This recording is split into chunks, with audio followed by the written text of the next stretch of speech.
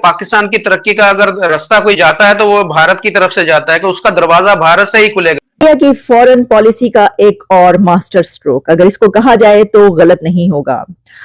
Indian external affair minister एक ऐसे वक्त में ईरान का दौरा कर रहे हैं कि जिस वक्त हुतीस के हमले हो रहे हैं और यूके और अमेरिका ने हुतीस के खिलाफ स्ट्राइक्स भी कर डाली हैं। कई लोगों का ये भी कहना है कि जो डॉक्टर जयशंकर हैं, he is an emissary, he is an वो उन्होंने वो अमेरिका के इन्वॉय के तौर पे भी काम कर रहे हैं इस वक्त, और अमेरिका की कुछ स्पेसिफिक मैसेजिंग है जो वो ईरान को कर रहे हैं। इनसे पूछ लिया जाए कि आप इंडिया से कंपेयर कर रहे हैं लेकिन कोई पॉलिसी भी तो बताओ। प्राइम मिनिस्ट्रियल कैंडिडेट हैं, वो भी कह रहे हैं हाँ जी इंडिया से सीखना चाहिए। इंडिया बड़ा हॉट केक बन एक ऐसे वक्त में इंडिया की एक ऐसी डिप्लोमेसी और फॉरेन पॉलिसी नजर आ रही है कि जिसमें ये पता चलता है कि डॉक्टर जयशंकर ने अभी 2 दिन पहले जो बातचीत करते हुए ये कहा कि पूरी दुनिया में कोई भी फैसला किया जाता है तो उसमें इंडिया की राय ली जाती है। दोस्तों, डॉक्टर एस जयशंकर जी ईरान के दौरे पर गए हुए हैं।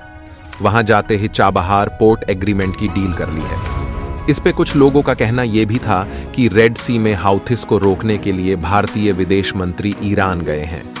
भारत और ईरान के भी रिश्ते काफी अच्छे हैं। जब पाकिस्तान ने अफगानिस्तान जाने वाले ट्रक्स को पाकिस्तान से जाने नहीं दिया था, तब भारत ने ईरान की मदद से उन्हें अफगानिस्तान भेजा था। फिलहाल ईरान और अमेरिका में रिश्ते बहुत ही खराब हो चुके हैं, क्योंकि ईरान नहीं चाहता अमेरिका इजराइल का साथ दे, और वैसे भी अमेरिका ने पहले से ही ईरान पे प्रतिबंध लगाए हुए हैं, तो उनकी पहले से दुश्मनी चल रही है। एस जयशंकर जी का ईरान द्वारा को फॉरेन मीडिया काफी नजदीक से देख रही है। वही पाकिस्तान भी बोल रहा है ईरान के साथ उनकी डील होनी चाहिए, ना कि भारत की। वैसे आप इस बारे में क्या सोचते हैं, हमें कमेंट बॉक्स में जरूर बताना।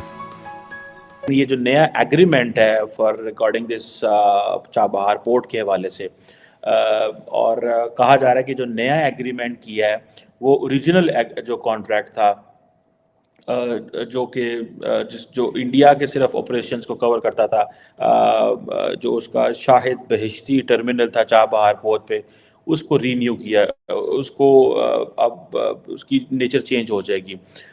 नया जो एग्रीमेंट है वो 10 साल के लिए होगा और ऑटोमेटिकली एक्सटेंड हो जाएगा। सो जब ऑटोमेटिकली आप एक्सटेंशन की बात करते हैं तो it means that is a level of understanding, that is a level of cooperation.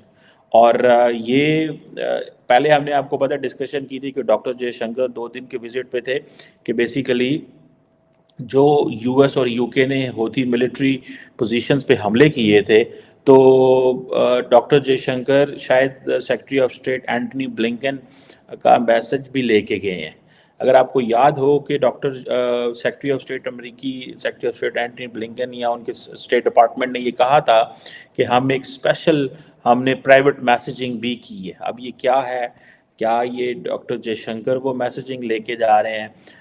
बहुत सारे लोगों को कहना है कि यस, डॉक्टर जयशंकर लेके जा रहे हैं, लेकिन टेक्निकली इंडिया और ईरान के अपने भी बड़े मजबूत बायलैटरल ताल्लुकात हैं। मैं आपको पहले भी कह चुका हूँ। इनके चाबहार पोर्ट की जो डेवलपमेंट है वो इंडिया और ईरान के बीच काफी अरसे से चल रही है, और ये कॉरिडोर इंडिया और ईरान के लिए बहुत अहमियत का हामिल है। लेकिन ये बात याद रखिएगा कि ये जो एग्रीमेंट साइन हो रहे हैं वहां पर, ये सिर्फ उस ही चाबहार पोर्ट तक सिर्फ महदूद नहीं है कि जिसकी हम बात करते हैं। कि देखिए, ईरान और इंडिया के बीच ये जो कॉरिडोर है, इसकी वजह से जो पाकिस्तान के ऊपर जो असर पड़ता है, ये अक्सर ये बात की जाती है कि पाकिस्तान और ईरान के बीच जो ताल्लुकात होने चाहिए, तो वो तो इंडिया उससे कहीं आगे निकल चुका है ईरान से रिलेशंस में।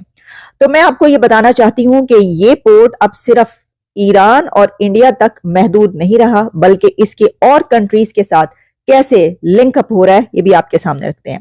डॉक्टर जयशंकर अपनी ट्वीट में ये कहते हैं, begin my engagements in Tehran by meeting minister of roads and urban development. उसके बाद उन्होंने कहा कि detail and productive discussion on establishing a long term cooperation framework with respect to Chabahar port. उसके अलावा उन्होंने और जो व्यूज इसमें शेयर किए वो international north south transport corridor, ये वो है सिलसिला जिसके ऊपर मैंने अभी आपसे ये बात की। 2021 में जो है उन्होंने ये कहा था कि की रीजनल ट्रांजिट हब के तौर पर इसको देखा था, और कनेक्टिविटी कॉन्फ्रेंस जो ताशकंद में 2021 में हुई थी, इसके ऊपर भी इस चाबहार पोर्ट के हवाले से बात की गई थी। और इसको जो है इंडिया और ईरान में ऐसे देखा जाता है, the port is also seen as a key hub for the international north south transport corridor INSTC project.